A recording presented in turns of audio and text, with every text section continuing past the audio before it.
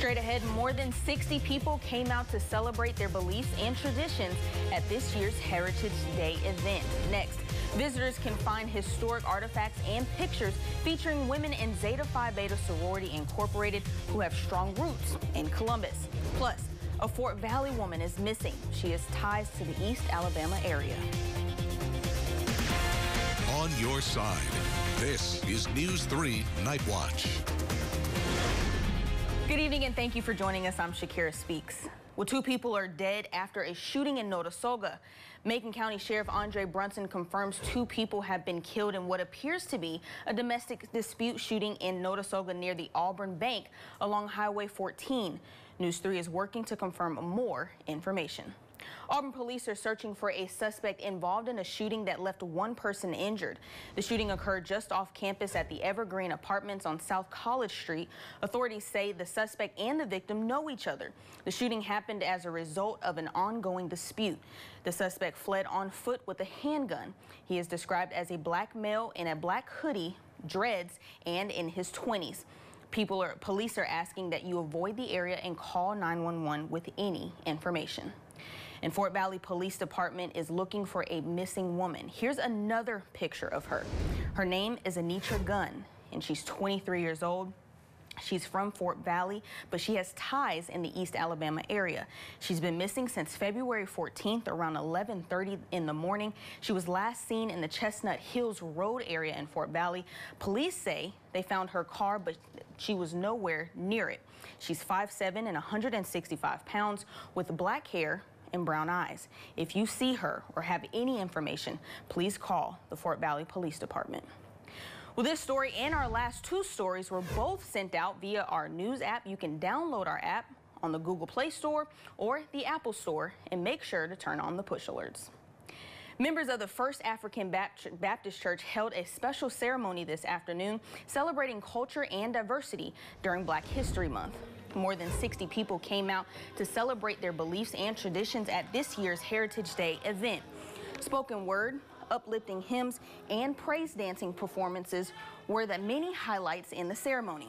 News 3 spoke with the Reverend of the church who says it's great to see loved ones come together to celebrate and commemorate the past.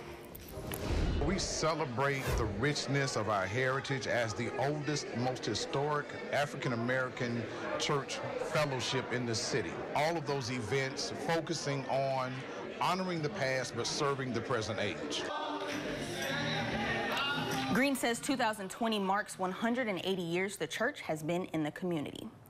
The Epsilon Eta Zeta chapter of Zeta Phi Beta is celebrating its history with a special exhibit during Black History Month. The exhibit is called Embracing Our History, Centennial and Beyond, and is located at the Columbus Public Library on Macon Road. Visitors can find historic artifacts and pictures featuring the women in the sorority who have strong roots in Columbus. The exhibit also shows the rich history associated with the first principal of G.W. Carver High and the 19th International President of Zeta Phi Beta. News 3 spoke with the chapter's historian who says the display is helping to celebrate 100 years of service in the community. This was part of our centennial celebration, and part of our plan is to have exhibits all throughout the country and internationally. It was a labor of love. We worked since September, a committee of about 5 or 6 of us, and we walked through the steps of developing an exhibit. This is something that has never been done before. Guests can find the exhibit in the library's genealogy department. The last day to visit the exhibit is February 29th during the library's normal business hours. Well, not only can you find these stories on our website, you can go straight to them when you like and follow our WRBL Facebook page. And we're keeping an eye on a number of other big stories for you. Alabama is in line for nearly $42 million in federal funding to help with projects related to water. The state is eligible for about $18 million to help with projects like fixing old water infrastructure, fixing stormwater problems, and recycling. Another $23 million is available to improve drinking water systems. Those projects can include things like removing water lines that contain lead and protection from floods. And staying in Alabama, the Texas-based search and rescue organization Texas EcuSearch is opening a chapter in Alabama.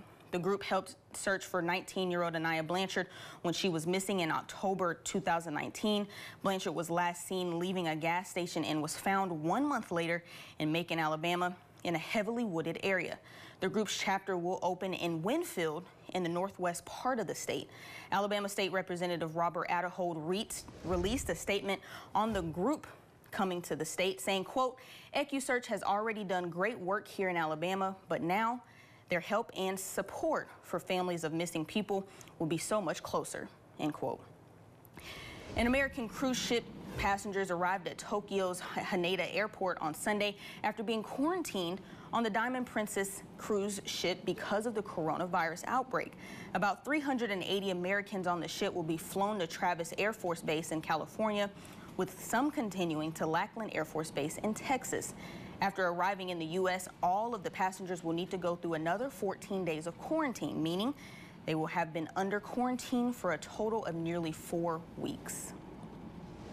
You said recently that you could have some kind of vaccine within a year or so. Right. How do you speed up that timeline, and how do you fix the problem you said you have, which is finding a manufacturer? Right. Well, first of all, Margaret, that 1 year timeline would be the world's indoor record of ever getting a vaccine out, at least to be able to early deploy. You can't do any better than that. If you go any faster, you'd be cutting dangerous corners. Look at this cute smiling face. Well, it wasn't so cute when she lost her daddy doll on a Delta flight. Here's the story of how Delta employees did what they had to do to get that smiling face back on that cute baby.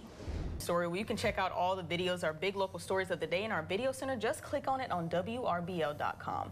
Well, me and Cody, thank you for trusting WRBL News 3 as your favorite source for local news and weather on the weekend. Cody, what do we have coming up? Well, we're tracking those light showers starting to move out of our area. Temperatures in the 40s right now. And from the Phoenix City Amphitheater camera, you can see the rivers are up. We're still tracking more rain in this forecast, so get the umbrella back out because the week ahead looks really unsettled and wet once again. Lord. Well, okay. All right. Well, for Valentine's Day, I know most people had one Valentine, maybe two if you were one of those people. But this World War II veteran had more than anybody. We'll tell you about it coming up.